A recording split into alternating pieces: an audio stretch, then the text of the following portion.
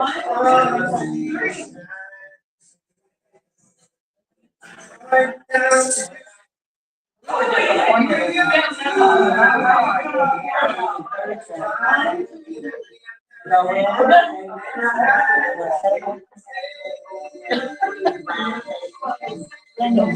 think that y'all is there. And, right. Come on, find me. Please stand.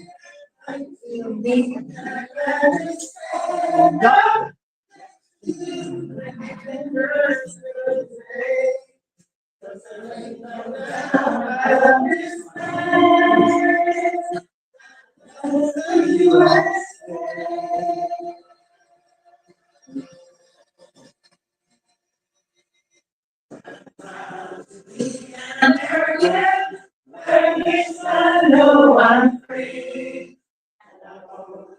And I get right to be and understand. Next to you, still today. Ain't no doubt I love this man. I love you.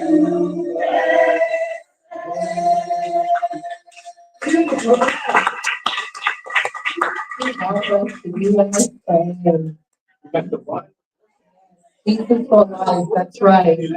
So we do welcome Jesus Christ into this meeting. We are always beginning with prayer and the pledge. And so we will ask Mary Ann Landry to lead us in prayer and pledge allegiance.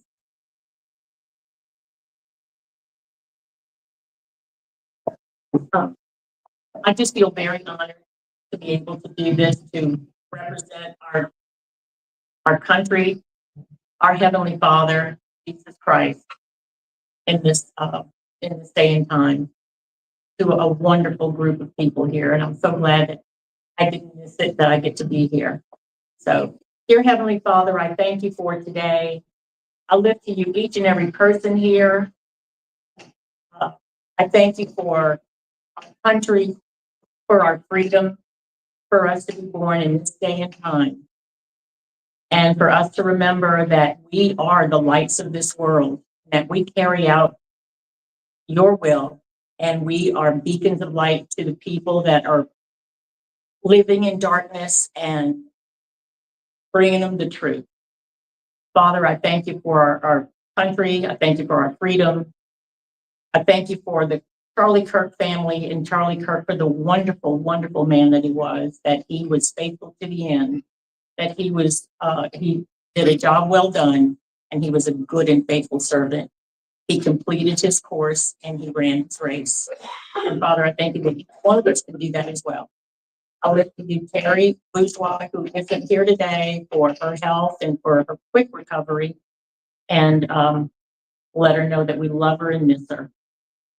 Thank you for Martha Huckabee, for the wonderful woman that she is and how she stands boldly in this day and time, and just is a great pillar in our community. And I thank you for her life and for her wonderful service to all of us. I thank you for a great day, for a great meal, for sweet fellowship with us, for calling us out for the foundations of the world. In your Son's name, Jesus Christ. Amen. Amen.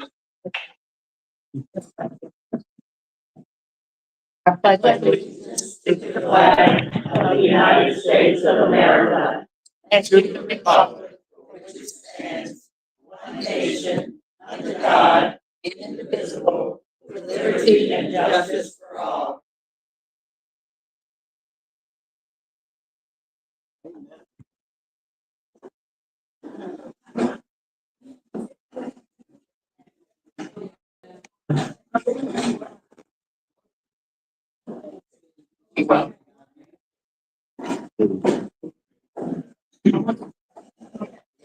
Christopher. Let Christopher know.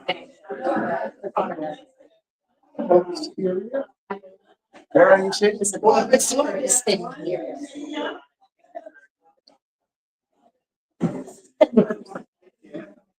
So, this is our first meeting and we're just recovering, well, not even recovered yet from the tragedy of the assassination of Charlie Kirk.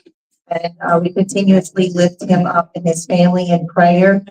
And like his wife uh, said that he just lit fire. And so that's really what happened here. Is now millions and billions of people are going to take up the mantle. And as we were just told today, that, what is it, 36 new turning points, 36,000 new turning points registered. So, and officially the breaking news is now Erica Kirk is now the new CEO of Turning Point USA. So we pray for her success. We pray for the United States of America, and we most definitely pray for President Trump and everyone that he's appointed, the cabinets, the legislators, the House and the Senate. And we pray for the Women's Republican Club of New Orleans and her members. And we ask the Lord to continue to grow us. And that we are a beacon of light, and that Jesus is Lord in this club. And we pray and we welcome everyone. So, all right, we're going to go ahead and begin our meeting. We are blessed today to have two wonderful guest speakers. And our first guest speaker is going to be Mr. Frank Jenusa, candidate for mayor of New Orleans. So please let's welcome him.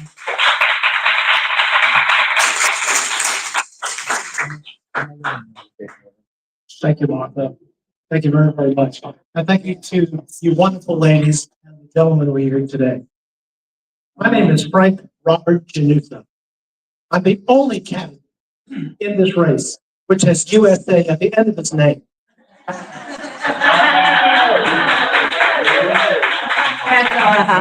And evidently, that was God's plan from the beginning.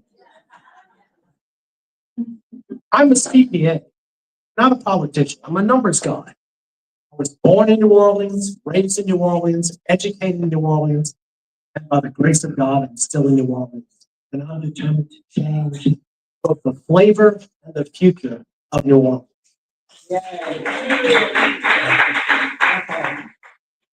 I'm so happy to be here, so I want to give you a little mathematics.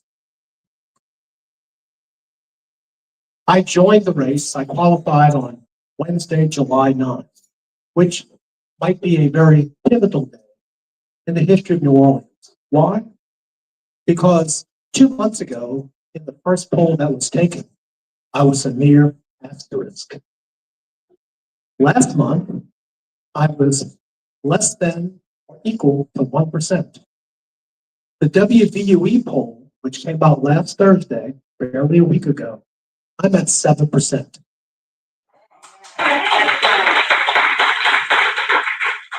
God works in strange ways. Why am I running? Well, really two reasons. First, no other Republican stood up to take the mantle other than a young lady who I met, but unfortunately she was disqualified because she failed to file her tax returns on time. And a lovely lady, nevertheless. And that, I guess, was preordained so that I would be the sole Republican candidate for mayor. Now, I'll tell you first off, I'm not a public speaker. I don't have any prepared notes or prepared speeches. And I've heard the big three give their speeches. I can rattle off almost everything that they say. I can just simply turn the switch on. I know what he says. I turn the other switch on. I know what she says. I turn the other switch on. And he'll walk around with the microphone among the crowd because he's 6'5". And he called me young man. There are 11 of us in this race.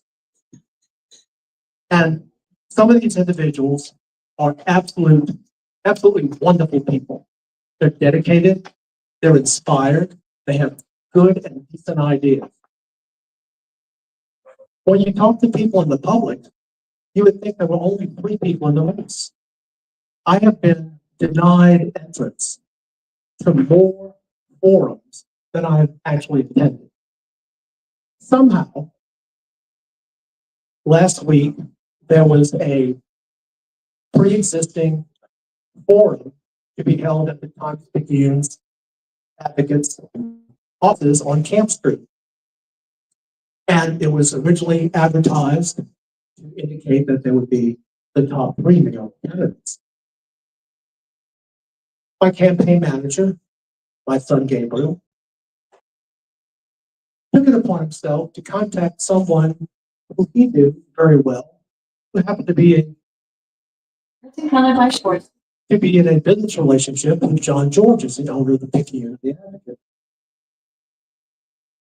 So about an hour later, my son contacts John Georges, this was 5 or 6 days ago, and says, Mr. Georges, you got a great newspaper. But, you're limiting it to people with just 5% of the polls, and that was a poll that was taken about a month ago. The new poll came out just last Thursday, and my father, the sole Republican candidate for mayor, is at 7%. Equity determines that he should be in that forum. So I made the forum. I went head to head against the big 3, held my own, did very well, and I aggravate Blondie a lot.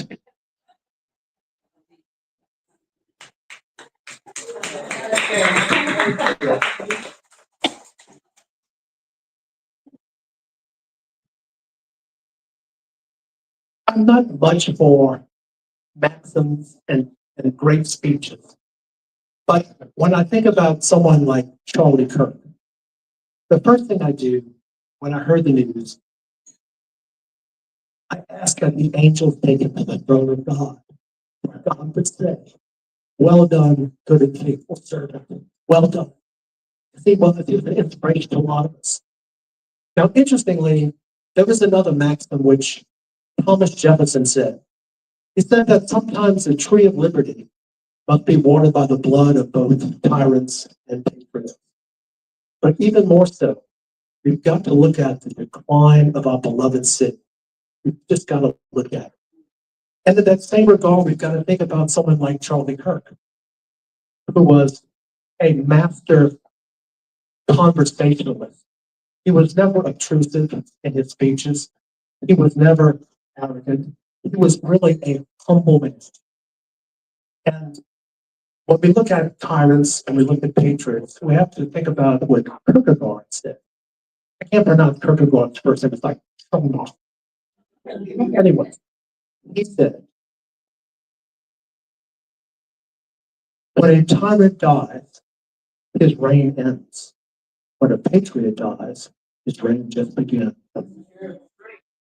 So, I have the desires of the people of the city of New Orleans, which stretches back to my Sicilian ancestors who came as legal immigrants in the early 1890s. We talk about the infrastructure of New Orleans. My grandfather and his several brothers were the ones who dug the ditches, laid the rails, installed the sewer pipe, installed the water pipe, worked for the Housing Authority of New Orleans, were policemen, and rebuilt City Park with the WPA right after the Depression. So, they were men of grit and determination, and they were bold. Unfortunately, I never knew my grandfather, Frank, for whom I'm named. He died at the age of 47 in 1929. But what he did during his short life, he was a member and ultimately the secretary of the Christopher Columbus Society, which has a beautiful mausoleum in Metairie Cemetery. Christopher Society Columbus, Christopher Columbus. My grandmother, his wife, who died in childbirth with my father in 1908. My father was a state trooper in Louisiana in the late 1920s and early 1930s. And for a month, he was also a bodyguard to Governor Huey Long, well before Huey Long was assassinated.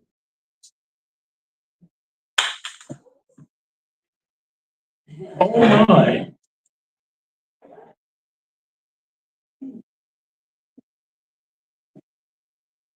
Oh, I thought that was another 50-50 For the ticket. minutes. As I said before, I'm a CPA. I've been in practice since the age of 21 for 52 years. Next week, I'll be 74 years young. All of my high school buddies, or I should say most of them, with whom I have lunch once a month, one of them now walks with a cane. They complain about their knees. They complain about their shoulders. They also complain about their wives. I never complain about my wife for 52 years. Who's with us for the- Why? Because she's a steadfast Republican woman, and I'm very proud of her, and she's my biggest supporter. Now, talking about why I'm not a politician. I'm not a politician because to be a politician, people got to lie to people. And I just can't do that. But I've been always interested in politics. When I was 5 years old, my father would hold me in his arms, bring me to the voting booth, which was next door to our house in Mid-City. And he would say, Frank, click the button for, I don't know, Russell Long, Gillis Long, Earl Long, pick a Long, any Long. He was a populist Long in his prime. But it always made me become interested in the political process, more so than just interested in politics, because ultimately politics is government. It's how we arrange our lives so that we can all just simply not kill each other. We have to have laws. We have to be a nation of law. Now, how does this relate to my run for mayor? Number one, the last Republican mayor of the city of New Orleans was a guy by the name of Benjamin Franklin Flanders, 1872.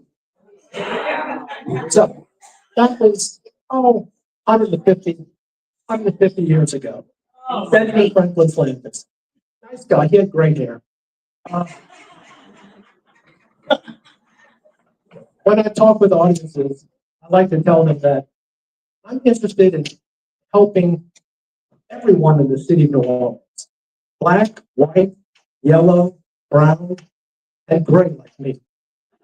And I have talked with some of the most interesting and wonderful people in the last 2 months. I've been all over the city. I've been to parts of the city that I haven't been to in 20 years. But I knew that they existed, and I've seen the problems. I've talked to pastors in the lower nine. I've talked to pastors in Gertown. I've talked to pastors in New Orleans East. I've talked to them all over the city, and they are just fed up with the city. There was a meeting that took place at a church on 4th Gulf Street in the lower nine, a half block from St. Claude Avenue. And 10 pastors spoke boldly and with great conviction and directed their questions in this audience to members of the Sewage and Water Board and OPD, DA's office, Department of Health. And they made those people listen for over an hour. And what they described that takes place in the lower nine, they described it exactly. They described it so graphically, I can't tell you some of the things that they talked about. But they are just fed up with the city. I've often said that the city is stuck on stupid because it does things backwards. My philosophy is that government should be from the bottom up, from the people to the government. The people control the government. They are our employees, not the other way around. And I've expressed that in several of the forums that I've gone to. Citizens in New Orleans are overtaxed, overregulated, and under-assisted. They can't get the basics right. Everything in the city of New Orleans, or just about everything, is dependent on the city budget. The city budget is $1.8 billion for 2025. $1.8 billion for 360,000 residents. Before Katrina, there were almost 600,000 residents in New Orleans, and the budget was $600 million. You do the math. It's a phenomenally geometric progression that is out of control. We have $1 billion of bonded indebtedness for which the city is paying an interest rate of up to 6.1%. You know, I might tell Blondie while she's on the council, why not just buy a Powerball ticket for the city? You know, they might win it. So we got $1 billion of bonded indebtedness, $1.8 billion budget, and $100 million deficit. Although if you read the Picayune Advocate today, it's perhaps $65 million. But when you read the whole story, there are 3 people that were interviewed who can't decide how to define what the budget is and what the shortfall is. And frankly, the $100 billion shortfall is caused by 2 things. The Revenue Estimating Committee has indicated that there will be a shortfall of revenue to the city of $30 million. And there will be increased expenses this year, primarily related to the January 1st terrorist attack and for the extra security and overtime that they have to pay policemen because of the Super Bowl terrorist attack. That was another $70 million. So And the inmates in the asylum. that's right.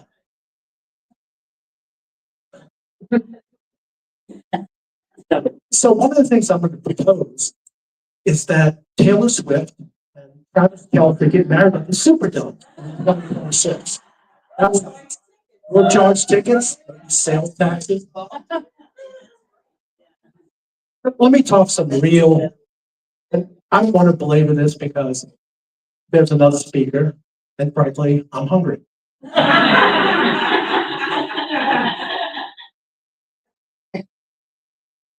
The city of New Orleans had 19 plus million visitors to the city of New Orleans in the year 2024. This was a number that was derived by New Orleans and Company. It was also verified by the Chamber of Commerce. Those individual visitors who came in by cruise boat, airplane, Amtrak, and by car, those individuals plus the citizens of New Orleans spent $9.6 billion in the city in 2024 and likely in 2023. The city sales tax, which covers most every transaction, with rare exception, is at a 5% rate. If you're spending $9.6 billion in the city at a 5% rate,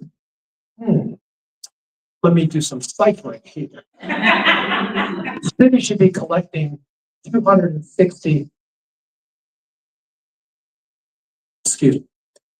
should be collecting 200,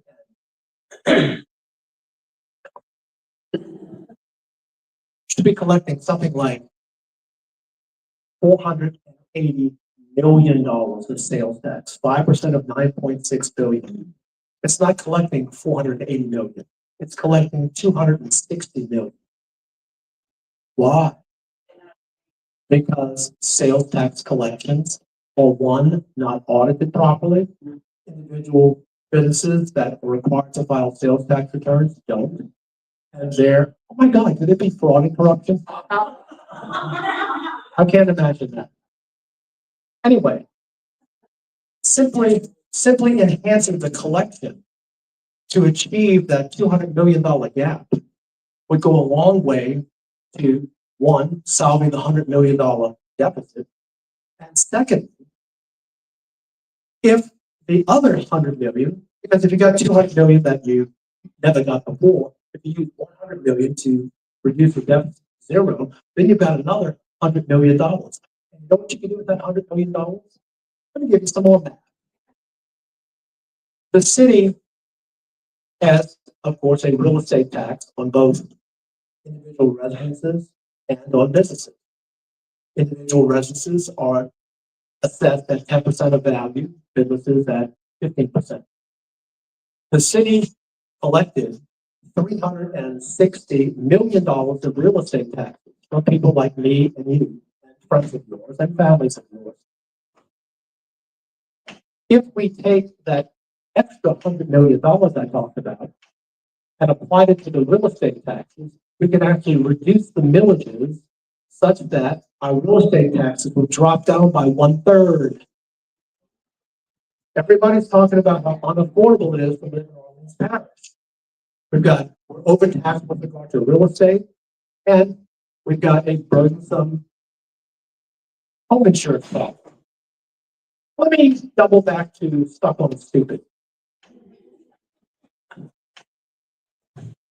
In Orleans Parish, the city council has basically only 3 duties. This is based on the Home Rule Charter, which was created in 1954 and ultimately revised and amended. And by the way, if you have nothing else to do when you wake up at 5 in the morning, pull up the Home Rule Charter and just start reading. It's actually a wonderful document. Parts of it read like the Declaration of Independence, which surprised me when I first read it, and that was probably 50 years ago. Anyway, City Council has 3 things it has to do. It has to handle the city budget, it has to handle zoning, and it has to regulate any utilities in the city, which means Cox Cable, Entergy, and now Delta Utilities.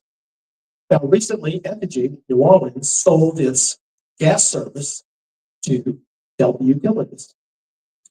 Now, whether you pay your bill online or whether you pay your bill by check, the new Delta Utilities billing, you send your payment to Dallas, Texas. When you write your Entergy check or you do it online, it's handled by a payment processing center in Baton Rouge. Why can't those payment processing centers be located in Orleans Parish? When you get your traffic ticket for doing 26 miles an hour in a 25-mile zone and it's $75, they go to Tallahassee, Florida. When you pay your Louisiana Citizens premium, either online or by check, it now goes to either Birmingham, Alabama, or Charlotte, North Carolina.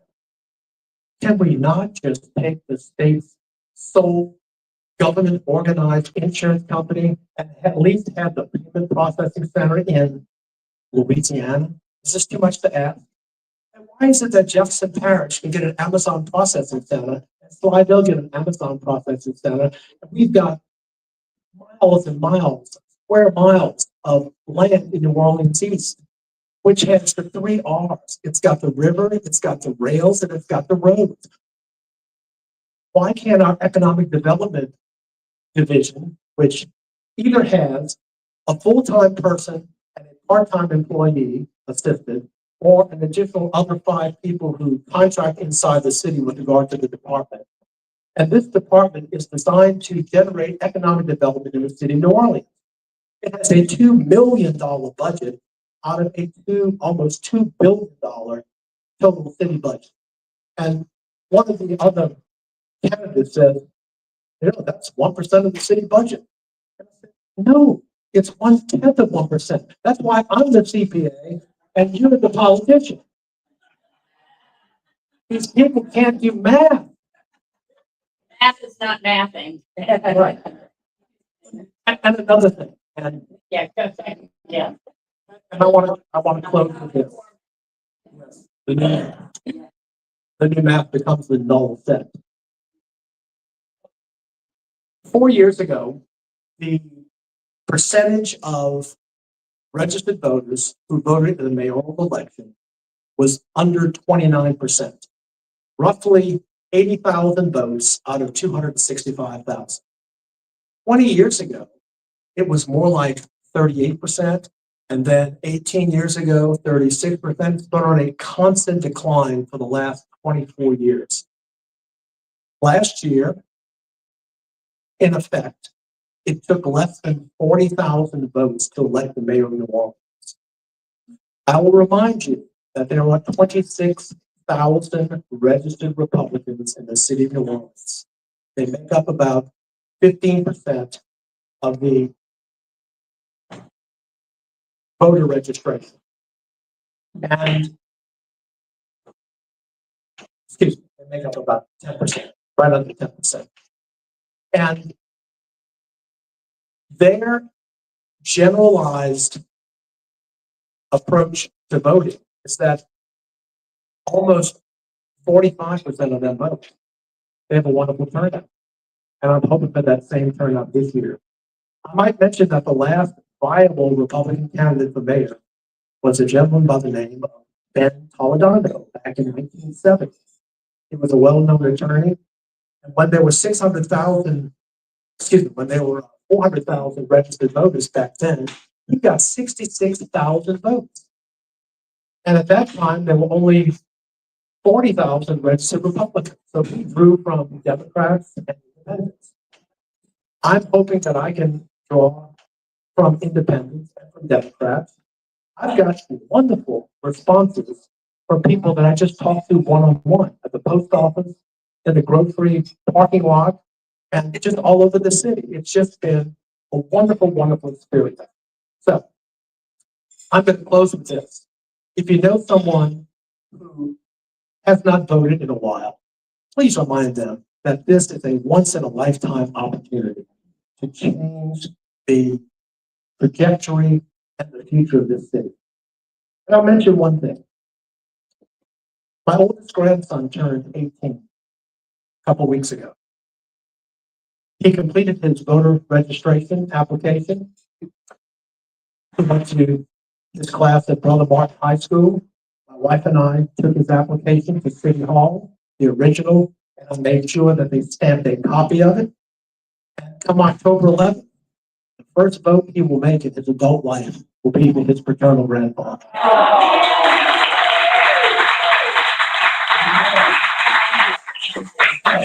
Thank you, ladies and gentlemen. I appreciate this time together. Keep up the great work, keep up the fight, and God bless each and every one of you. We're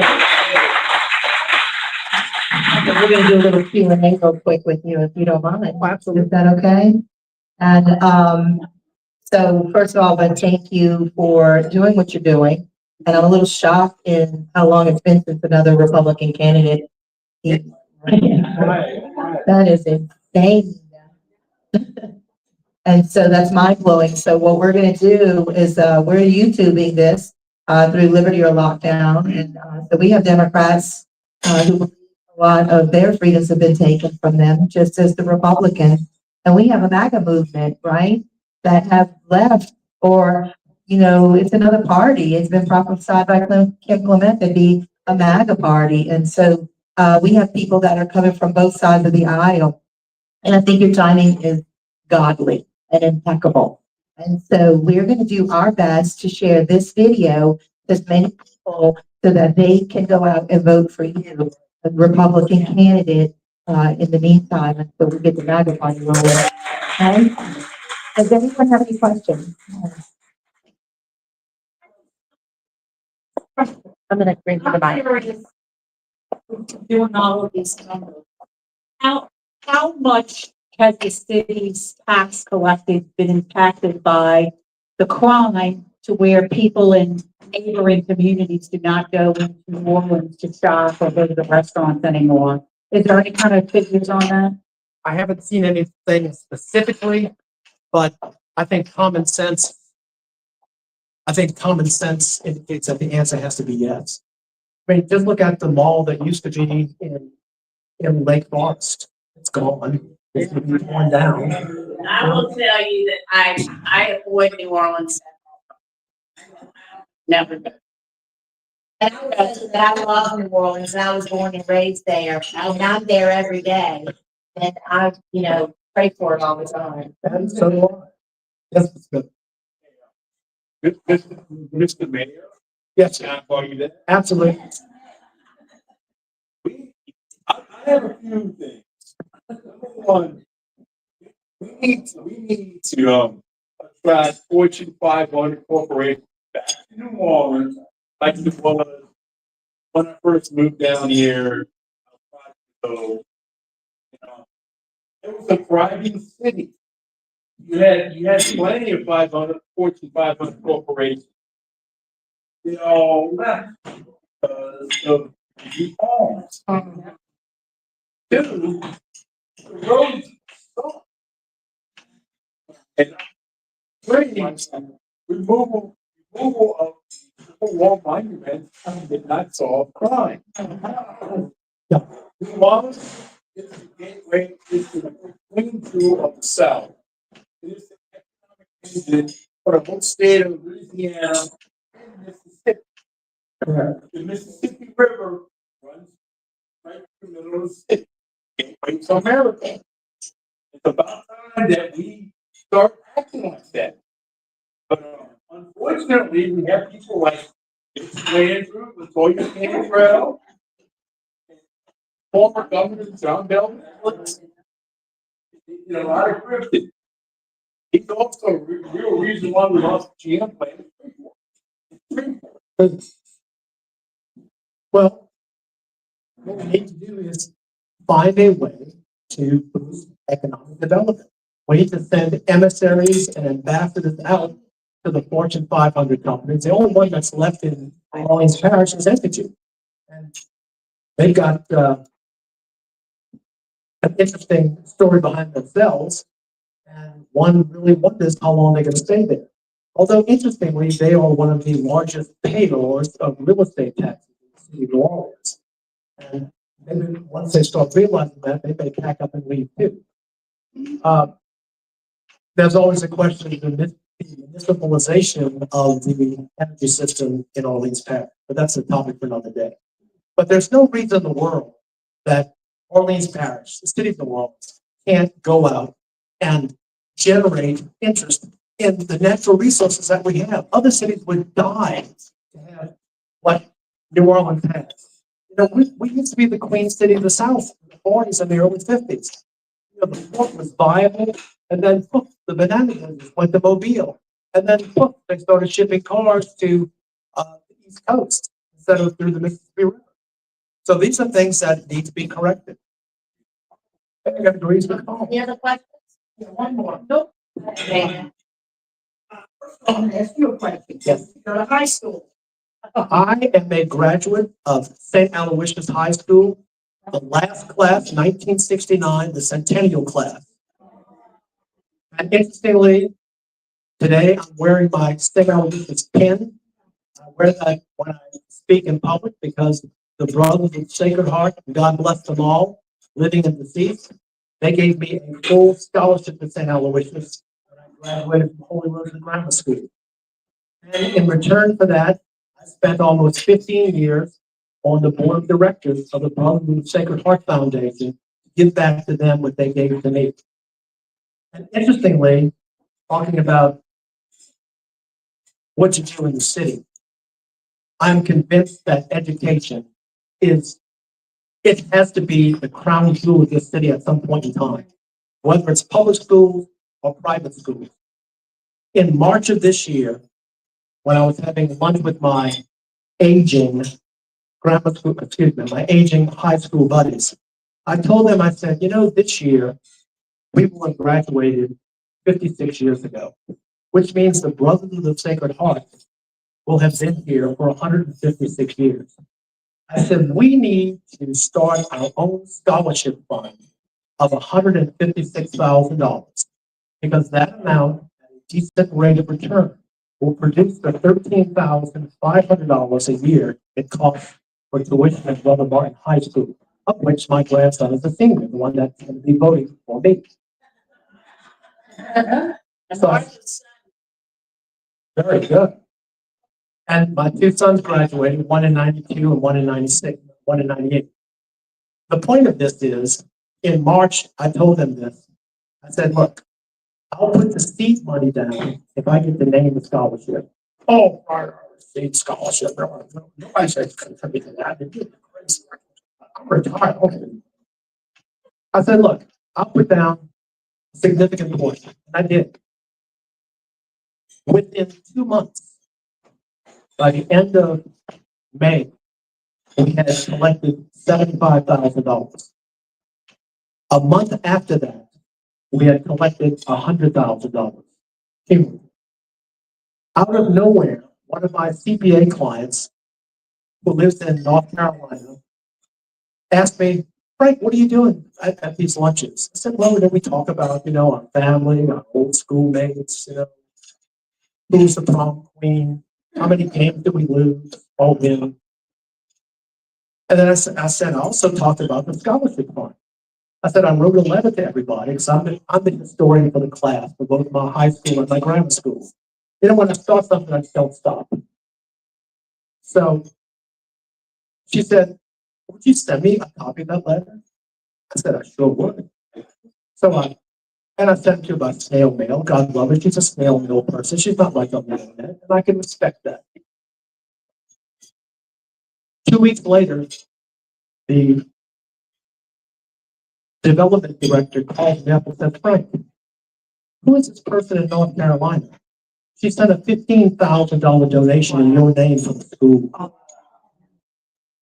As of last week, we are at, are you ready? $133,000.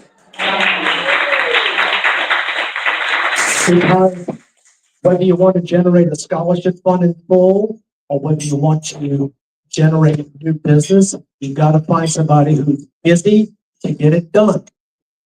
Like I tell my friends, 90% of them are retired.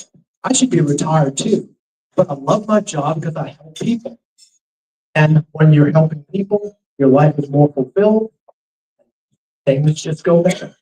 You have a question? Have one more question? Yeah.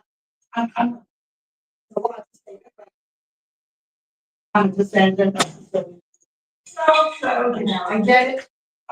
Also with the now. University Academy. Oh, yeah. So I get it.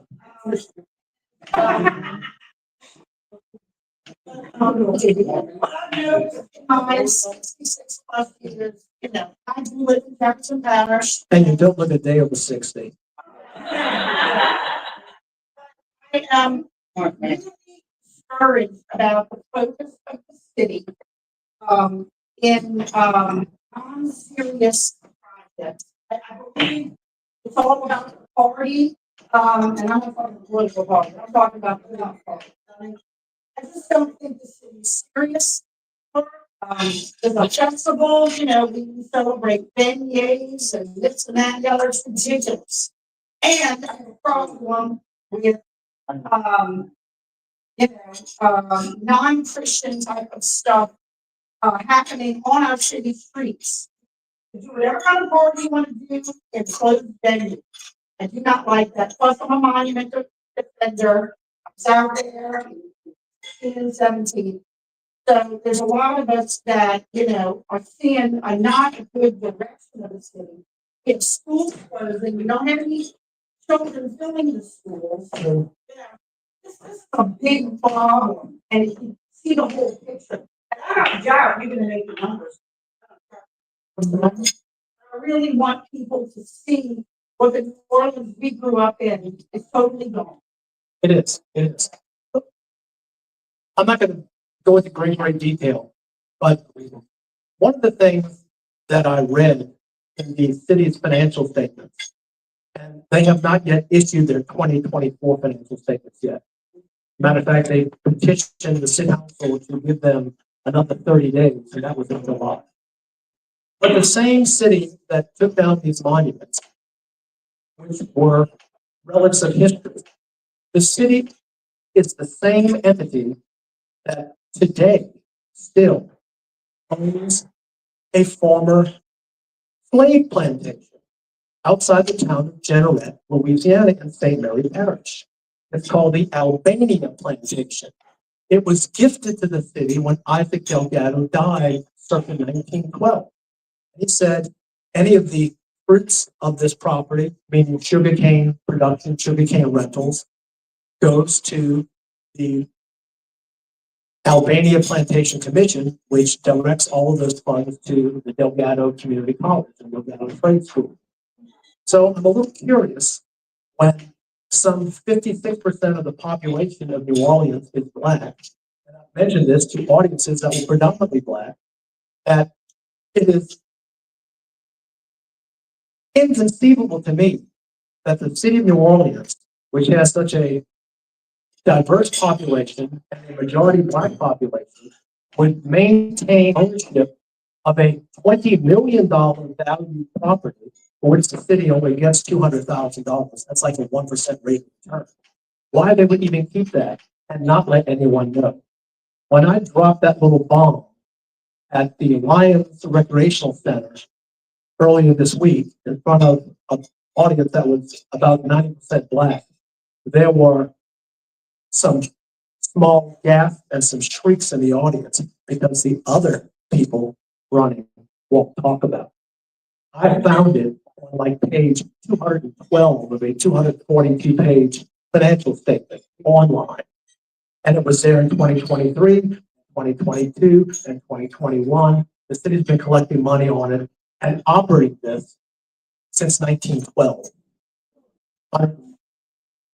10 plus years. What does it operate at? It's 6,500 acres in, well, near Generate, Louisiana. It's a sugarcane plantation. They grow sugarcane. They rent it to farmers who plant and harvest the property. And you get a sugarcane rental, which is generally anywhere from 1/6 to 1/5 of the crop. I have a client who has a 4,500 acre sugarcane plantation. It's one thing that I know about and know what property values are worth for sugarcane land, particularly in St. Mary Parish. Although my client is in Lafourche Parish, which, by the way, makes me think about something quickly. The city owns a portion of the Wisdom Trust, which is a gift of Edward Wisdom through his testamentary trust under his will. And the city of New Orleans, based on what I have read, and I've got 120 pages of the appellate brief that just came out the last 2 weeks, they indicate that the city should wind up owning 100% of the assets in this trust. This trust is composed of some 33,000 acres of oil and gas producing land in the southern portions of Lafourche Parish, Jefferson Parish, and in the southern portion of St. John the Baptist Parish.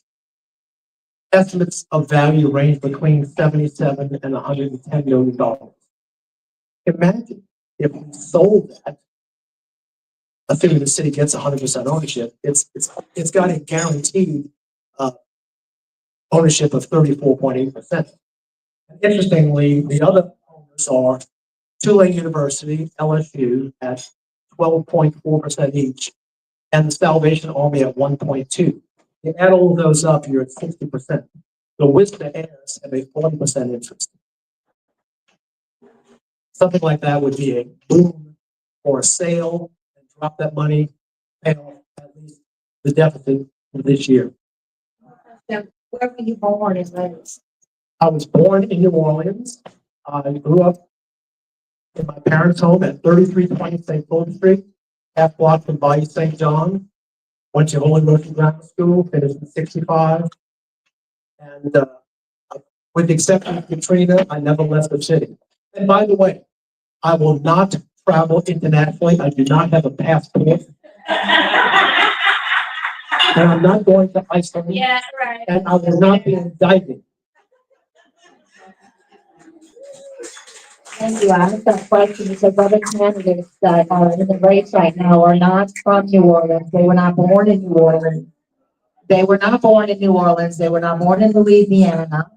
They were born in other states and other countries. So I asked that question because it's important. We need a candidate born and raised in New Orleans for mayor to appreciate New Orleans and to be a servant of the New Orleanians and not to be served, right? And so we thank you so much for your candidacy, and we will definitely be spreading the word. Frank Jenusa for mayor of New Orleans, Louisiana.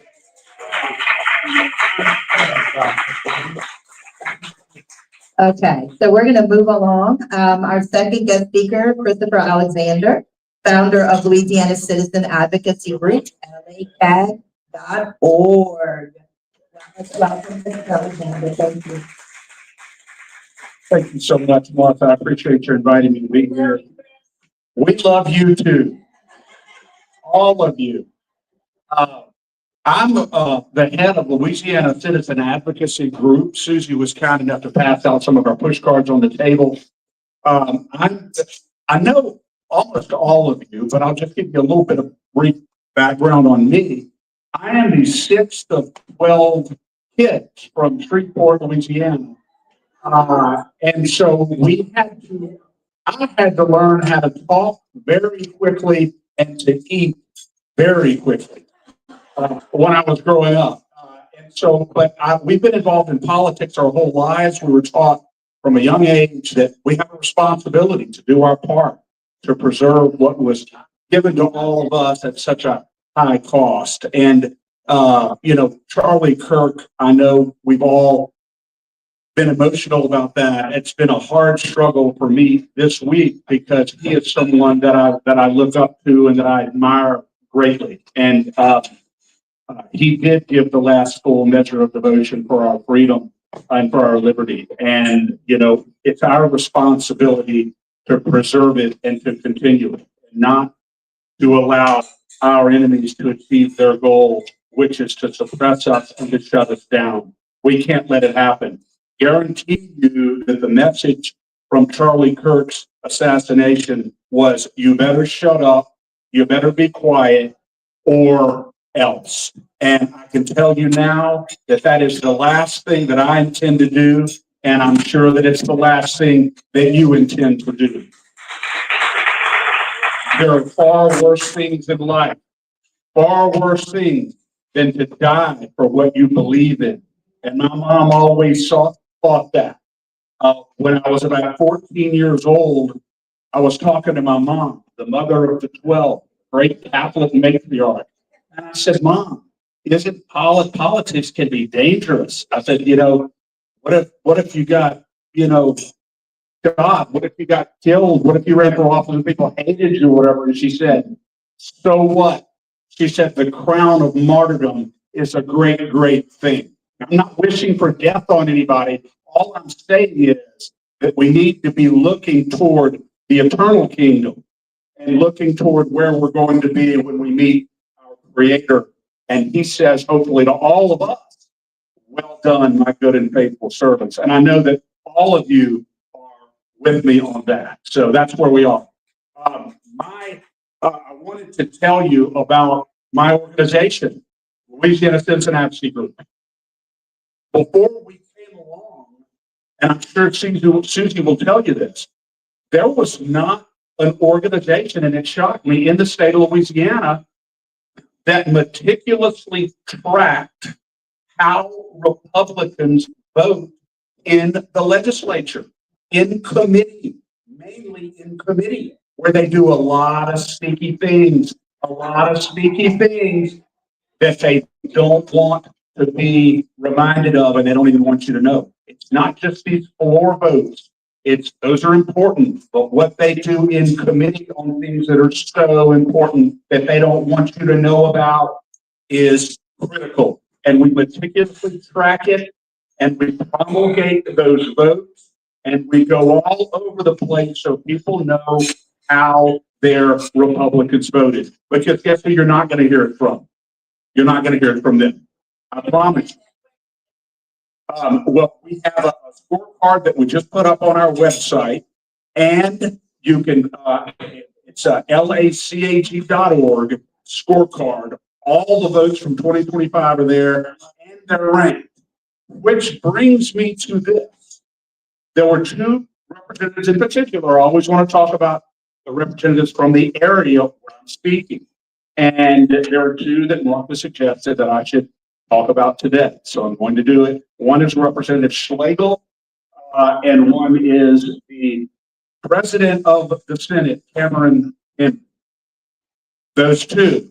And so here we are. And by the way, if you want to know about any other representative or senator, you can just go to lacag.org. They're all ranked on critical votes that matter to you. Now, we didn't rank 1,100, 1,200 bills because a lot of them are innocuous and a lot of them are just don't matter. And a lot of them, frankly, may be important, but they don't require any backbone to vote for. Okay, so the 40 or 50 bills that we chose go to your core liberty issues, core property rights, economic issues that matter to you, things that really matter, your liberty and your freedom. And nobody is more accurate in our rankings than the Louisiana Citizens Advocacy Group, because we base everything on the Constitution and on what's in the best interest of ordinary citizens like you. So I want to go over a few votes here. Martha, was I right in Henry and Schlegel, those the two that you wanted me to talk about here? Okay, so, well, Stephanie Hilferty is across the board not a good Republican, not representing your interests faithfully. I don't need that. I guarantee you, when I go through the few bills that I'm going to go through here today, she did not vote the right way on any of them. Okay, Stephanie Hilferty is again, she is a really someone who needs to draw a good constitutional conservative candidate to run against us. There was one who ran before last time, but he did not do what he needed to do to win the race. I don't know that he did. What was his name? Charles Marcel. He came on our podcast. Yeah. And he came on our podcast. We did all we could to help him. But I'm like, what are you doing out here? He was not willing to do what was necessary to win the race. So he was sort of the Republican, with all due respect, he was sort of the Republican candidate version of the Vietnam War. We didn't do what we needed to do to win. But a few votes that are really important, and this is I'm going to talk about Representative Schlegel first. And this bill, I cannot talk about this bill without getting angry all over. I'm sorry, I tend to move around. Do I need to stand still? Okay, I cannot talk about this bill without getting angry all over again. How many of you here believe that your First Amendment rights of free speech are fundamental, are extremely important? Okay, everybody believes that. There were 3 or 4 ladies up in Shreveport about a year ago, Republican women who I've known my whole life, who went to a voting precinct to do an exit poll. People and see how they were voting in a very important sheriff's race up there. And the reason why they wanted to do the exit poll was because there are real concerns about these electronic voting systems and the extent to which they are being manipulated, which every cyber expert knows that electronic computer voting systems can be manipulated, votes can be switched. Yes, said it very recently, it is occurring. And so we need to emphasize to you, if you have any about whether or not these electronic machines that we use are vulnerable to hacking and manipulation. I need to disabuse you of that notion, because everybody knows it. The only person who doesn't seem to know that in our state right now is our governor and our secretary of state, who are equally invested in these machines. So that by way of background. These 65, 70-year-old ladies went to a precinct in Shreveport to conduct an exit poll, and also to do, very respectfully, out to the side, a little small demonstration of a hand-counted paper ballot system, which is what they were doing at the precinct. These ladies are law-abiding. They were bothering nobody. They were exercising their right of assembly and their right of free speech in Shreveport. Well, Nancy Landry caught wind of that fact because she doesn't want people talking about a paper ballot system, and she doesn't want people comparing the way people actually voted based on what they said against what's coming out of these machines, because there are going to be discrepancies there. So what she did was she tried to get them arrested. She tried to get them removed, but they were doing nothing wrong, so she couldn't do anything about it. and they were doing absolutely nothing wrong. So what she did was she came down this past legislative session and she got a Republican senator to sponsor a bill, SB 80, that does this.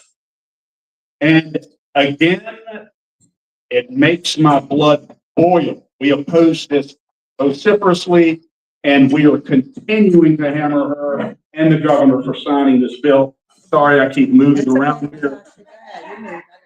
But right now in Louisiana, because of the bill that was just passed and signed in the legislature, despite some no votes from some very good conservative Republicans who deserve credit, you are no longer allowed, ordinary Louisiana citizens are not allowed to go to a voting precinct and conduct a lawful exit poll of voters leaving the voting booth or to do any kind of a paper ballot. You're not allowed to do it.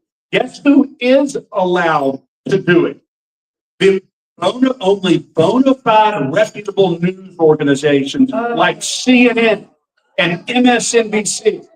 So MSNBC can come into our state, send their representatives to do an exit poll or an exit interview or talk to anybody they want to, any voter or both, eat our food, drive on our roads, and then fly out of here and use that information, whatever reason they want. But people who've been living here their whole lives, who pay taxes here, obey the law, who cried, sweated, and bled in this state, can no longer exercise their right of free speech in this state.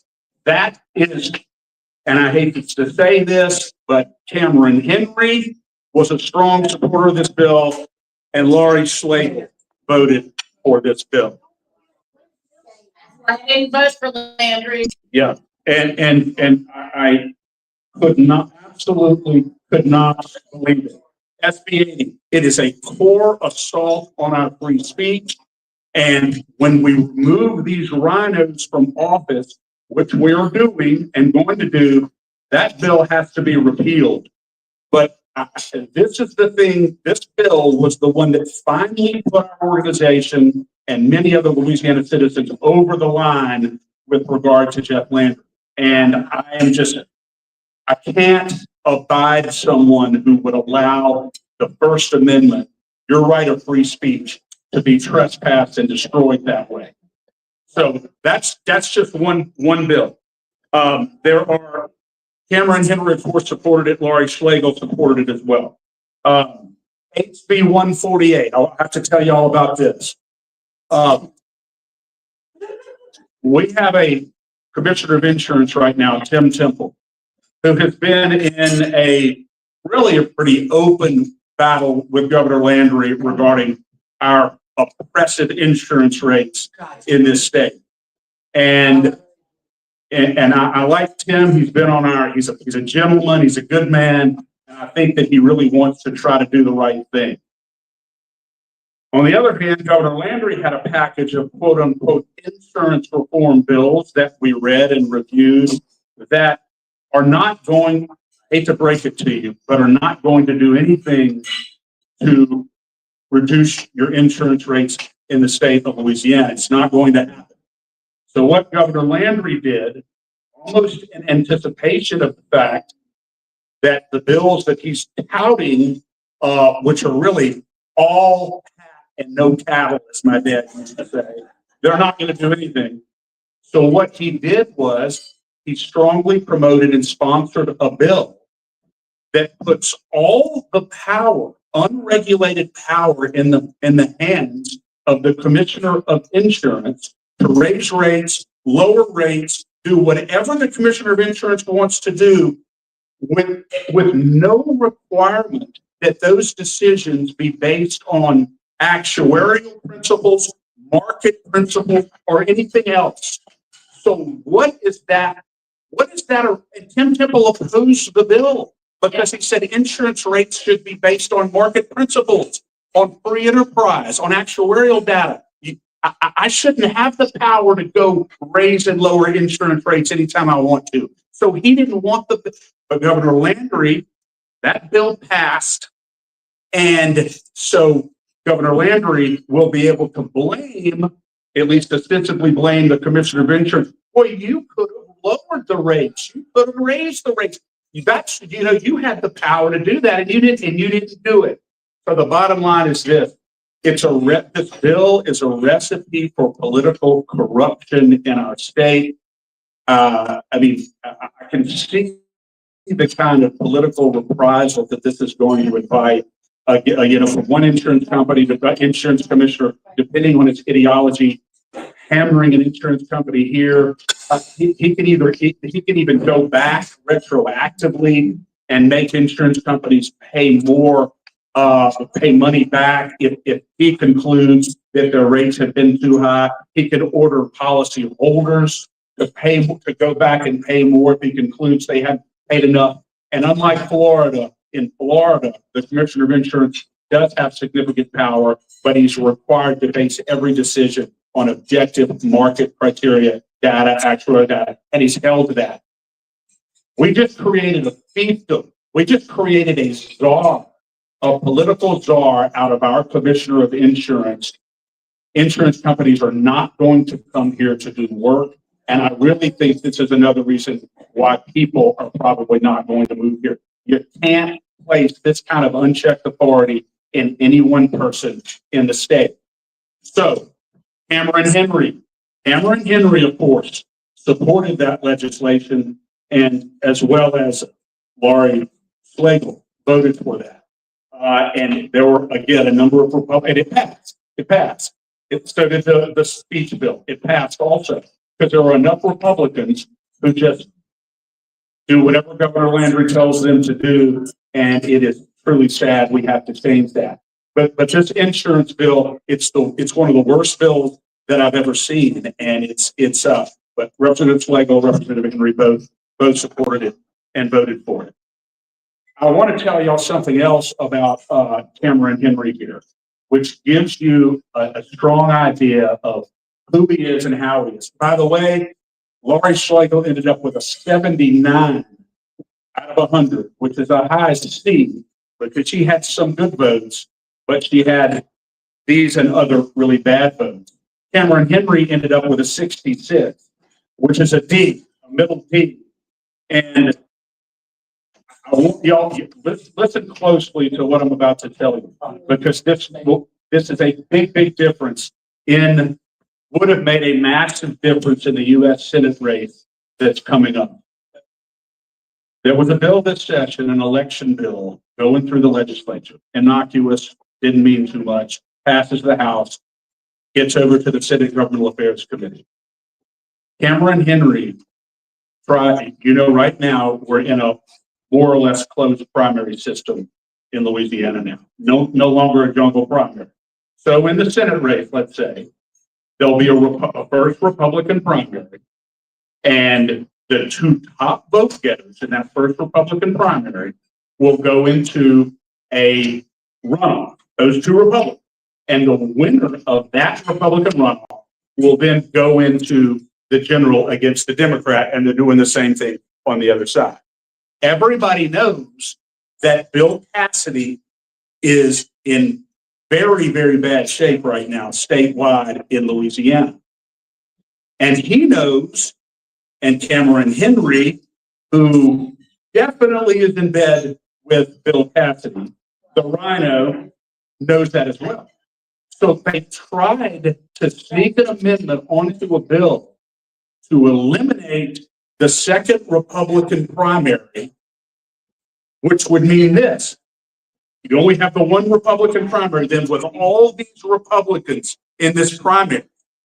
So Bill Cassidy, in that situation, if there's 5 or 6 or 7 other Republicans in there, all he has to do would get 25, 26, 27% of the vote.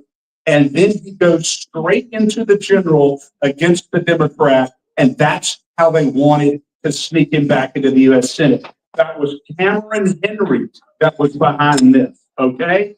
Give you an idea of whether or not the president of our Senate is a true constitutional conservative, and he's not. So the bottom line is we, Martha, Susie, and a lot of other people raised the roof on that. and started contacting, and I'm sure some of you probably did the calls to action too, contacted every one of our senators, our representatives, everybody, and just hammered them on it. The governor and that amendment did not survive.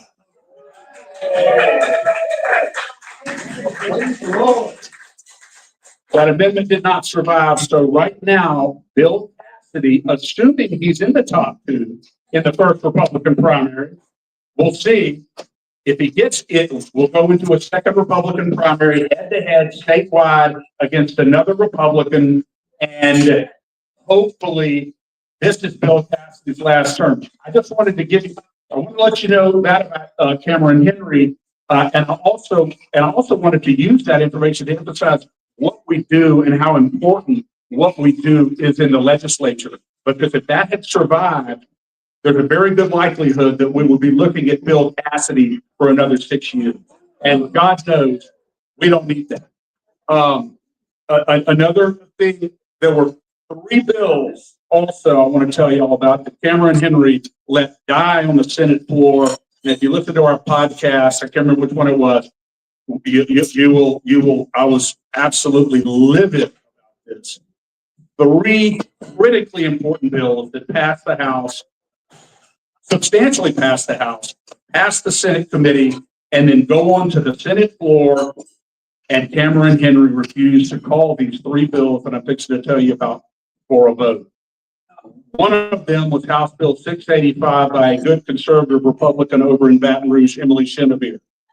This bill would have finally and forever purged our public institutions, our public agencies in Louisiana of what's called this DEI, this diversity, equity, inclusion, this critical race theory, no longer being able to use that criteria as for hiring purposes, for firing purposes, for promotion, or anything else. It would have been literally excised from our discourse, and God knows we need it in this state because it is a poisonous concept.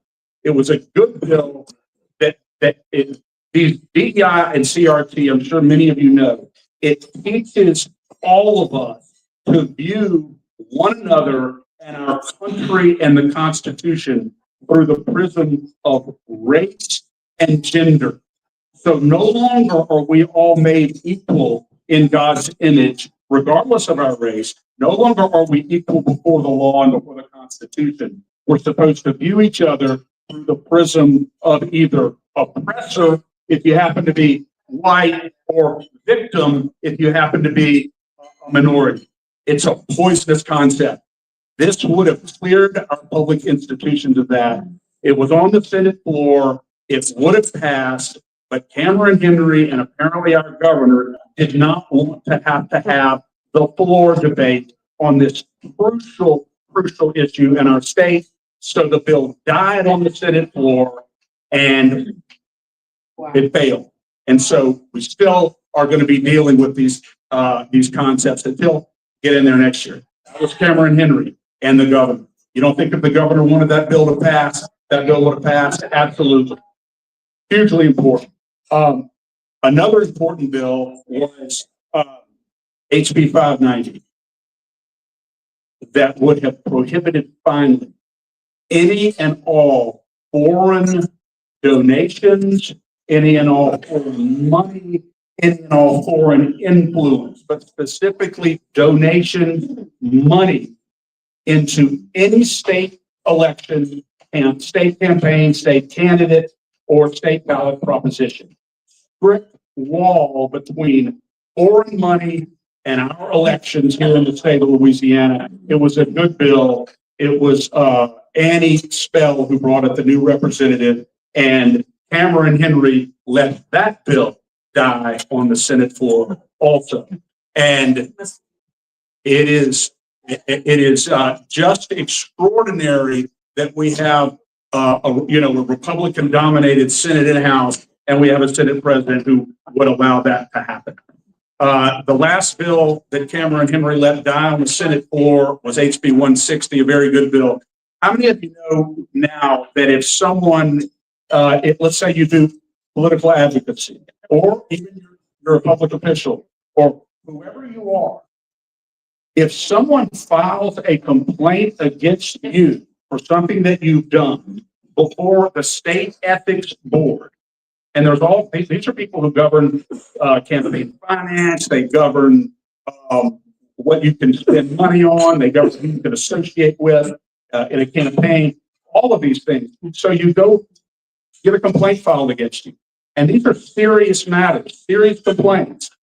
Do you realize that you are never allowed to know who filed the complaint against you? You realize we live in the United States of America, and you will never at any point in an investigation know who the person is who filed this complaint against you.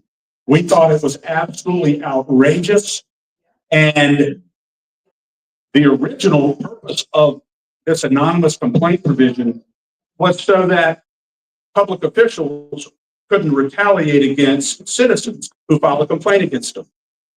So there were strong whistleblower protections in this bill, which said strictly prohibited any kind of retaliation. Say you have to file a complaint against a powerful public official.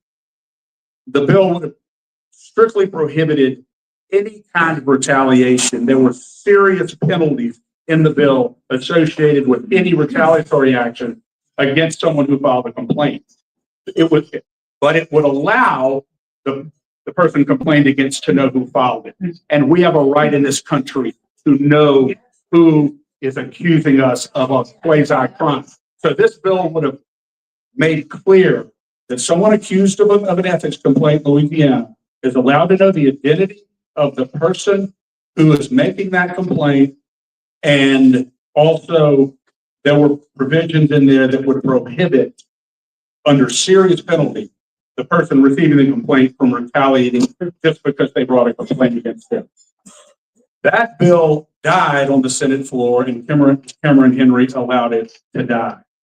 It was extraordinary. Those three things right there were the three of the reasons why Cameron Henry ended up with a 66.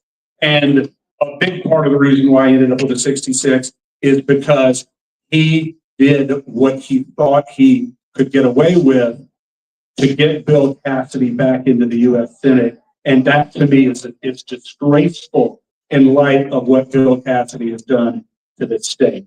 So one or two other bills I'm going to tell you about here very, very briefly, and then I'm going to sit down. I wanted to let y'all know, please go to LACAG.org and go to, it's called Scorecard, and you can find out any rep, any senator, the votes and their scores. Okay, it's very clear and very good. And again, you're not going to find anything any more accurate than that. What else? Because I don't have time to go over all. Okay, but I wanted to go with you. So let's see. What's another one I wanted to get to tell you about? Thanks, House Bill 519. This is the last one I'm going to tell you about. This bill criminalizes you, law-abiding citizen, from simply talking on your cell phone with the bill to your ear when you're in your car. Now, keep in mind, texting and driving is already illegal in Louisiana. You can't do it, and it shouldn't be. Looking at social media.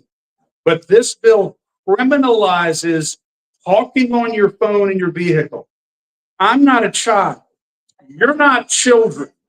We are law-abiding American citizens, and the government does not have the right to tell me or you that we cannot talk on a phone and drive a vehicle at the same time.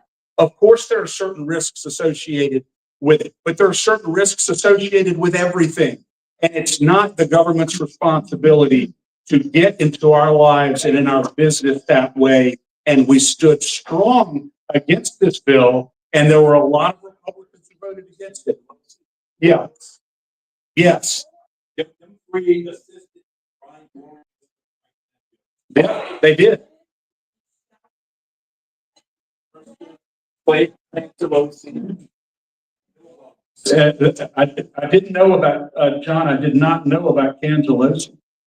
But the point is, there is no, as Ed Tarpley has pointed out, their former DA of Alexandria, there is no connection, no statistical connection between talking on a phone at your ear and increased traffic wrecks. There's zero connection whatsoever. But they tried to sell it as though this is going to create more safety on the roads. It's going to reduce insurance rates, and it's going to just make us all safer. It's going to do none of that, I can promise you. What it's going to do is cause more of your money to be transferred to the government by way of penalties and fines, and it's going to create a pretext for even greater infringements of our liberty and our freedom. Mark my words, a year from now, 2 years from now, when they bring a bill that prohibits, this is just my prediction, that prohibits more than one passenger in your vehicle. So you can't, or maybe prohibits a front seat passenger, so you can't get, so you can't be distracted. You can't look over here too much, because if you do, your eyes are on the road. Or perhaps prohibits women from putting makeup on in their vehicle when they're driving.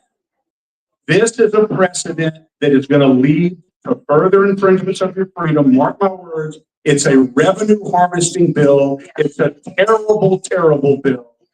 Cameron Henry, of course, supported it.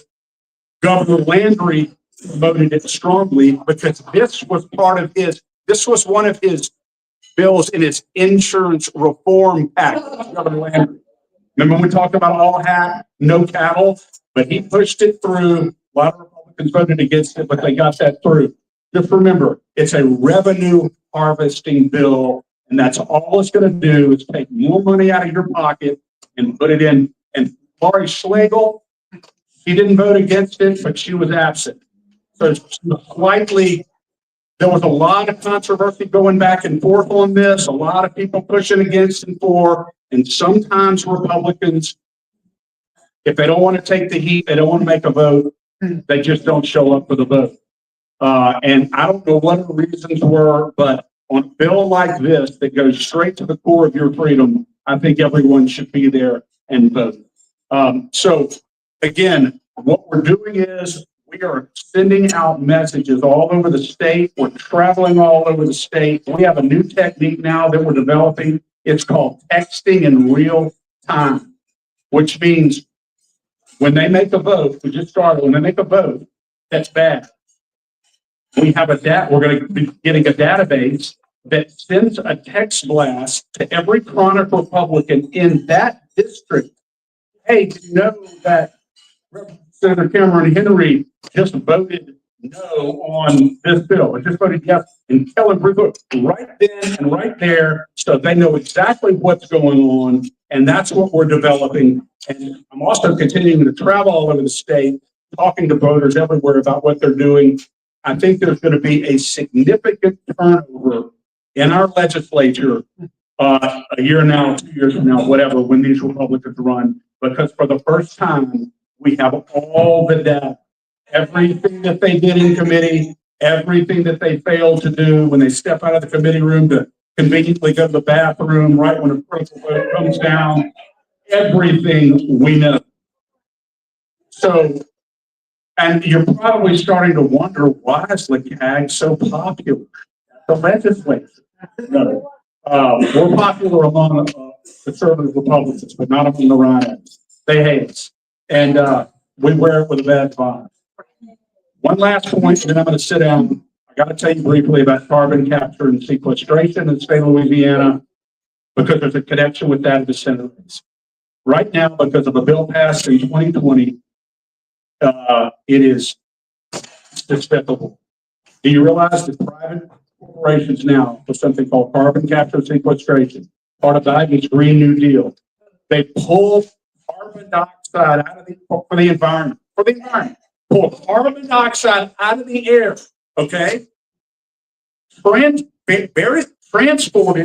through these pipelines that are buried under properties, and then bury it forever, a mile or so under, or I don't know if it's that deep, underground permanently. Massive amounts of carbon dioxide, a natural substance, because he wants to get to CO, they still want to get to CO2, net zero CO2 emissions by 2050 or whatever. We need CO2. We're already at 0.004. If it gets much lower than that, we're going to plant this. It's all about money. This is what this carbon capture sequestration racket is. But here's the point. The law in Louisiana right now, unfortunately, allows any private corporation to seize private property against the property owner's will to bury these pipelines and build these pipelines across people's property, and also put these injection wells on people's property, bury carbon dioxide under your property. Whether the property owner wants it or not, it's called eminent domain. This is a hugely important issue if you care about private property in Louisiana. Even if it doesn't directly affect you, we can't allow the government to do this. And the governor now and the legislature are taking enormous heat because we're going everywhere and they are running and they are hiding. And we have got to repeal this law in the next session. Because remember, if they can do this to your property rights in Louisiana, to anybody's property rights, they can do it to yours. There's only one candidate right now, one candidate in the U.S. Senate race who has consistently and vocally opposed this racket for the danger that it is to your property rights and to your freedom. And his name is John Fleming. Yeah. And I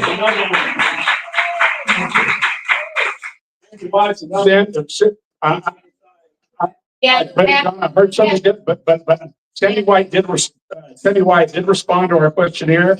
But someone had told me that Sammy White in another conversation had a slightly different opinion on it. I like Sammy. I think he's a good guy. But I know for a fact that John Fleming is extremely strong on this issue because he understands the slippery slope that this sets. So I just wanted to let y'all know that it's a hugely important issue. And please continue to follow us on Facebook, on X, and please look at these, the brochures that we passed out. We're building our infrastructure and we need your support. Whether you can do $5 a month, $10 a month, whatever it is, go on our website and sign up as a monthly donor. We are going to clean this place up.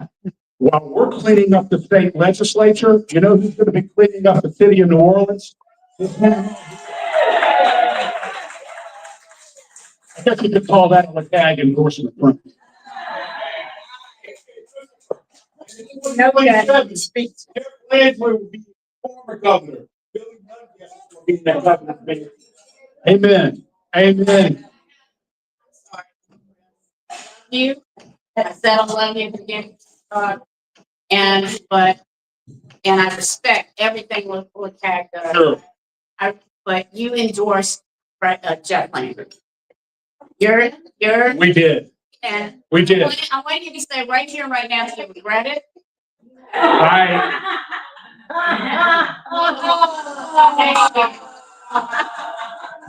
regret it, and I'm ready for my whipping. Is that okay? Because I love your organization. I believe in what it's doing. And thank you for that. And I'm so glad you brought that up because we did endorse Jeff Landry. My sons and I put signs up all over Baton Rouge for him. We felt at the time that he was the only choice that we had. I know others disagreed. I know Martha disagreed. You disagreed. And I know others did as well. And I respect John Schroeder. I thought that Jeff Landry had stood up strong as Attorney General on the vaccine issue and some other issues. But it has been a long time since I have been this disappointed in a governor. And I regret it very, very much. And I was wrong, and we were wrong. Any questions? was there. We should have been at the game building earlier. Oh, yeah, because all of the politicians, no, a lot of the politicians were there touting. I wish I'd been there too. I would have been there, but it was Tuesday night. Yes. But I would have been there, but I go to something with my son on Tuesday night. It's a religious thing we do, or I would have been there. I just, y'all please go and check out our podcast. Just flip through. It's freedomstate.us. You'll see legislative review. If you go in there and see, and listen to those, because we talk about exactly what they did. A lot more than we're talking about here. I want y'all to know the truth of what's going on down there. The truth of what's happening. Yeah. Yeah, I want to say something about you. You're not supposed to be sunshine, but you walk. What you did, you picked up seeds that we don't see here behind you. Right. I want to praise you for the work that you did. You saw behind the scenes, behind the president, so you really dug up the homes and what blind person. No, no. Well, Susie, coming from you, that is a tremendous compliment. And thank you for all you do. Thank you, Christopher. We love you and we appreciate you. We have, okay, yeah.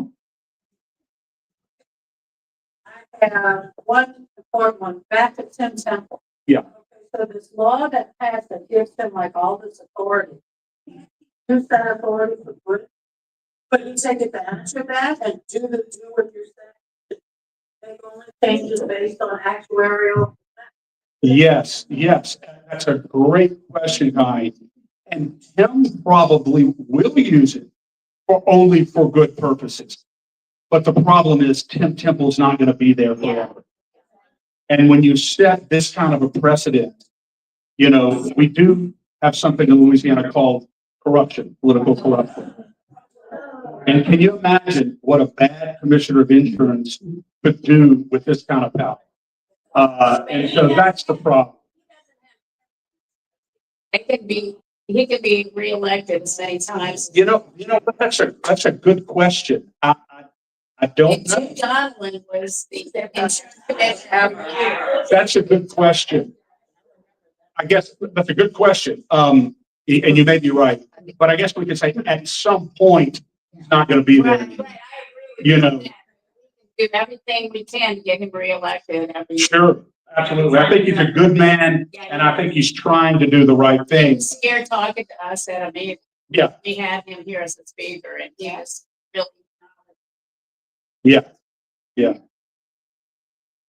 No. Any more questions? Yeah. It sounds like me. So no, I'm sorry. Okay, all right. LACAG.org and our podcast, freedomstate.us, where you need to go. And we love you. Keep fighting. Thank you, Christopher. We love you. And for you the whole family and everything that you do for Louisiana. I strongly suggest, we spend a lot of money on things that, for ourselves, right? Well, a lot of times, it's good to sow. Sow seed into something that's really good. When you sow something, press down, shake it together, it comes back to you, running over, okay? So you can also sow a bad seed. But Christopher Alexander at LACAG is a very, very good seed to sow. And so you can go on to LACAG.org and you can donate $20 a month. You can donate $50 a month, $100 a month. And that can be a donation, a seed that you're sowing into the organization because he is there every day fighting for us, for our children and our grandchildren. And that is the least we can do for him and LACAG is to financially sow into what he's doing. It's not easy to be there doing what he's doing. And like he said, the rhinos and the establishment and the Republicans, they don't like him because he's speaking the truth. And anytime, and that's how you know he's doing a good job. When they hate you, even Charlie Kirk said that. When they hate you, you have gone over the target. So thank you for all the hate that they give you. Keep up the good work. Let them hate you some more. And know that we love you. We love you. We love you and the Lord loves you and you're doing a great job. And you have in Ephesians 5 on you, the armor of God over you and your family. No weapon formed against you shall prosper. And every time it rises up against you shall be condemned. That's right. So I just, yeah, no, right. And everybody goes their way when it comes to elections, we all, I know why I didn't vote for Jeff Blanchard because they have a PAC called Protect the Children PAC, and they do not protect the children. And millions of dollars come in through child lawyers into that PAC, but they don't protect the children like Ms. Brooke Beninati's son, Justice for Chase LA, hashtag Justice for Chase LA. And they have children out there who aren't being protected, who are being familial trafficked through the judicial system, through rogue judges right here in Jefferson Parish. In New Orleans, they're doing it. I'm telling you, we know of 3 or 4 boys right now that are being familial trafficked by their own parents and grandparents. And our government isn't doing anything about it. That's why yeah, right. So we know who they are. We pray for these children, we pray for the families, and we just do what we can do. We do our best. And we pray for them, okay?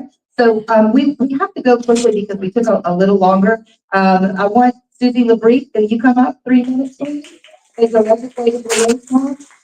Susie is so wonderful with Louisiana Sunshine, and she's always up there with Christopher, and they're fighting the good fight. Thank you. Like I said, we're gonna praise Christopher because he sees more than these sunshine sees at that Capitol. All I want to say is that we do not know, it's not really gospel yet, if we're going into session or not, but we are on hold as far as special session or redistricting. Just be alert because we have court, isn't that first, that Calais, I think it's October the 15th, we have the Supreme Court that's going to vote on the map. Depending on what they're going to do, I hear there may be a high chance, not 100% of a chance, a high chance that we may be starting to go into session on the 23rd of October. So we just need to keep us alert. We will let you know as when that will come up. So just keep alert. That's all I have to say. Anybody has any questions? Susie, don't you email people on the bills and if anybody here wants to hear and keep up on the bills, they could give her their email. Yeah, text me at the time. Oh, no, email me. Say, please add me to your email list. I need your name, your email, and your telephone. Because if I do text campaigns, if I have time, it's not going to be much of anything. Because it's all this is going to be redistricting. There's probably 1 or 2, maybe 5 bills. That's about it. I don't know. It could be 1 bill, 5 bills. It depends. Depends on what happens in the court. So we don't know what the call is. And you want to look at my Facebook page. I'm actually on Friends, but you can still follow me and get others to follow me. Then you can look at the Louisiana Sunshine Facebook page.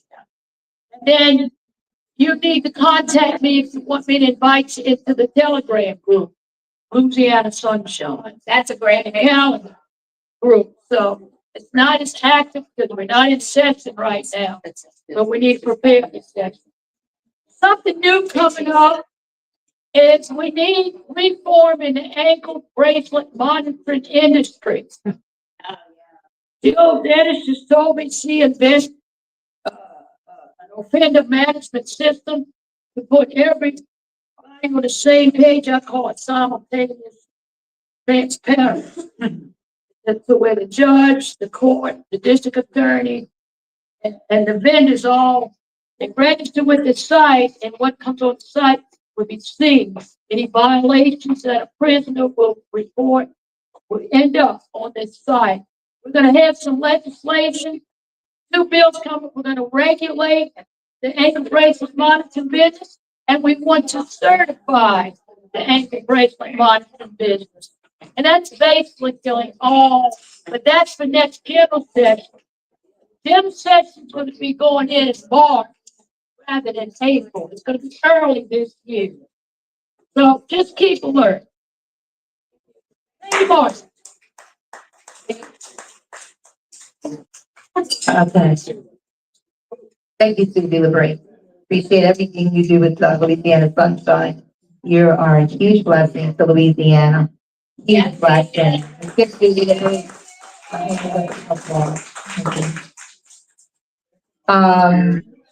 Minutes of the meeting, Linda Wymanson. Come up, please. Minutes of the meeting. The agitation. Hi, everybody. So we're going to vote on the last month's meeting minutes. They're in front of you. It included Sammy Wyatt, who is running for Senate. And I agree with Chris that we need to unite around one person because they are trying to muddy the waters with too many candidates. And we want to get rid of Bill Cassidy. We really do. So I personally, I'm not speaking for our club, but I am personally endorsing Don Fleming. He's worked with Trump before in his administration previously, and he has name recognition. So, okay, so the minutes, we had Sammy speak, and we talked about the grid protection. There's a resolution. Is there any update on that, Martha? No, it's still in. So we're trying to get a resolution to strengthen our electrical grid. That was part of our discussion. Resolution went through it. Yeah, oh, it did. Oh, awesome. So the resolution went through. That's great news. And so do we have any, we need to, what's the word? I'm looking for the word. No, put the minutes through, right? I think I first it. Yep, okay, first, anybody second? Okay, so the minutes have been approved, thank you very much. Okay, thank you so much. I appreciate that. All right, so we know that Terry Bourgeois is with the hospital, so we keep her in our prayers. All right, so she'll be strong when she comes back. Okay, real quick, before I do September birthdays, because that's a celebration, we're gonna wait on a second. I know we skipped. Announcements, September birthdays. Okay, let's go ahead and do that. September birthdays? Any September birthdays? That's me.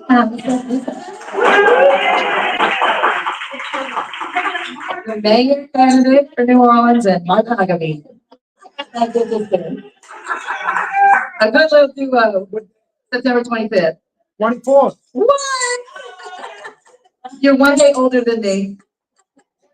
22 on the ballot. Yeah, those leaders are awesome. Okay. Okay, I got him, Connie. Let's Bring them back to me. Connie, come up here. This is where I step out. get the mic on the back up for him. Right, you are the harmony. Harmony, peace and harmony. Oh, there you go. Peace and harmony. Okay, this, Are we ready? yeah. This is a fun time to gather round. No better reason to be found. This is your birthday, we'll toot your horn.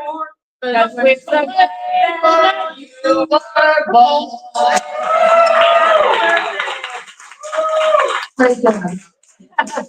Hey, who's Yes, we have our own choir here at WRCNO. We love to serenade y'all. Better than the first. Definitely. Bonnie is the one who wrote that song for us. It's our special song and we love to sing it to our members.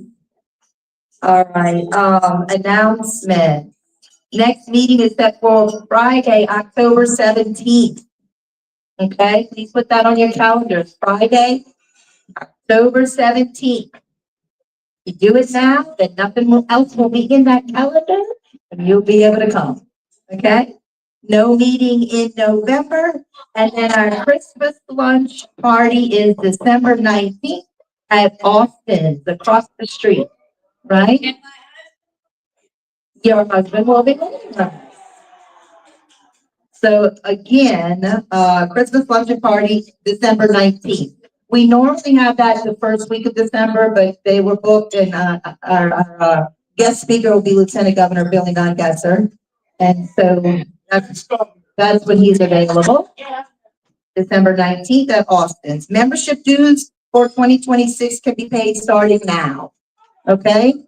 So, we have where you can fill it out, membership forms.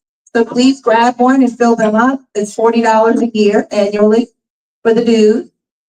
And we'd like to start collecting that for 2026.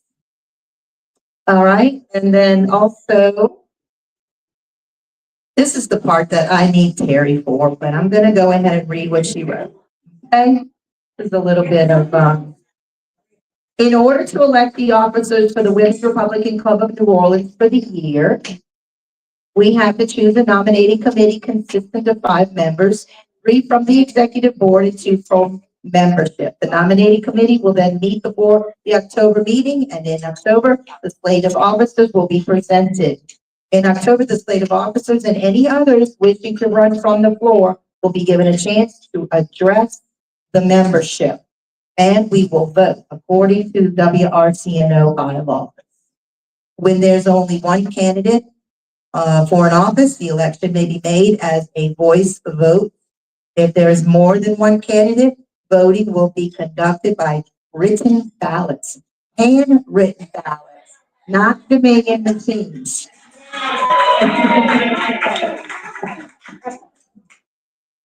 All right, so a majority vote shall be required in order to be elected.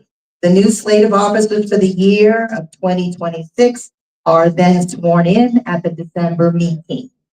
The officers' positions are financial secretary, treasurer, corresponding secretary, recording secretary, second VP, first VP, president.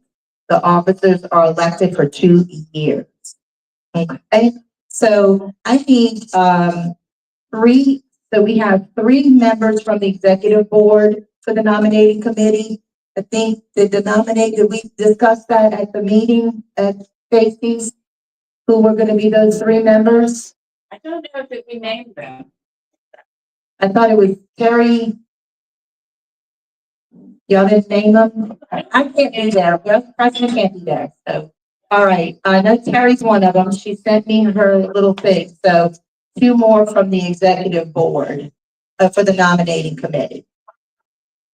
Connie, Linda, Terry. Okay, that's the 3 from the executive committee. Now I need 2 members from the membership. Susie, and 1 more, please. Membership, voting. You do? Okay, perfect. Thank you so much. Okay, we have our 5.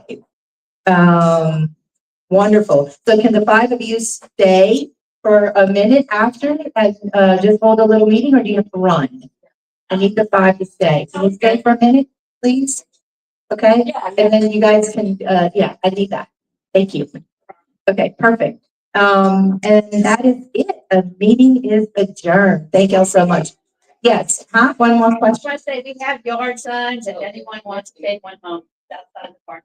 Okay, perfect. Yes. All right. 50-50. That's right. Let's pull the 50-50. And we're gonna do a picture. Let me pull 50-50 real quick, and then we're gonna do a group picture, okay?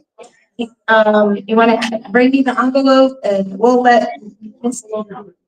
I didn't buy any, so I'll take them. To give away. Okay? $75 for the winner. You ready? Got a nice little loop. That's good. All right, who's the lucky winner? Lucky winner is 3, 1, 2, 5, 4, 2, 4.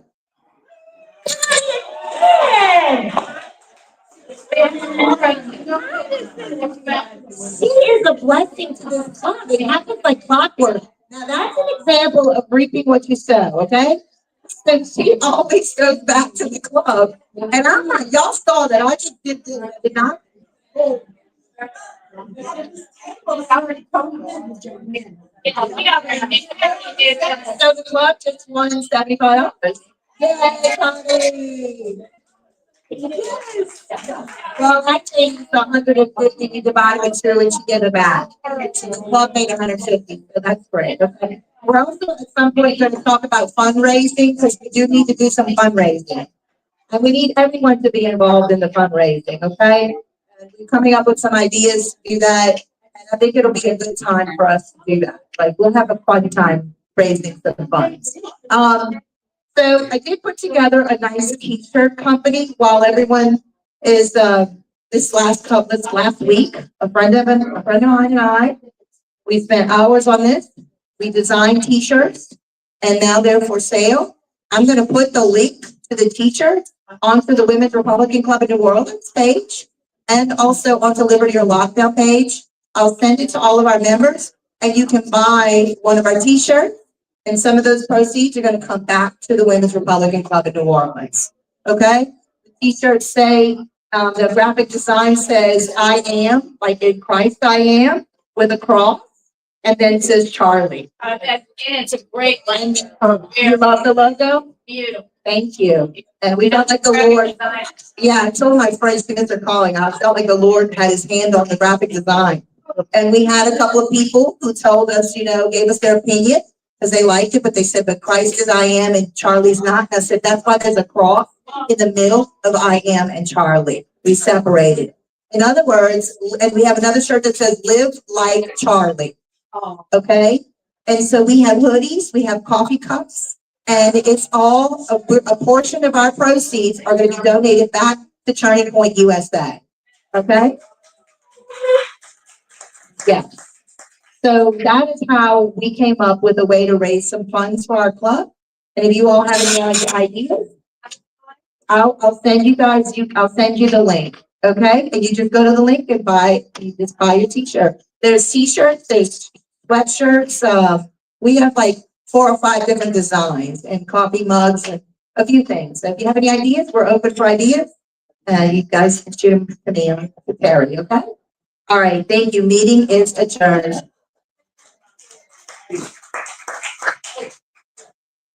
Oh, 55th. Oh, we did it. Yeah, it's done. Y'all missed it. Y'all talking too much. Connie did.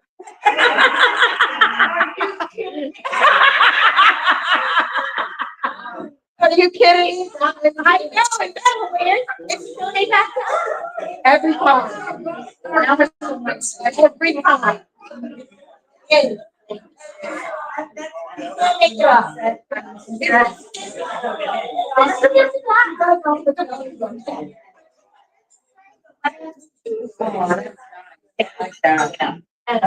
The last.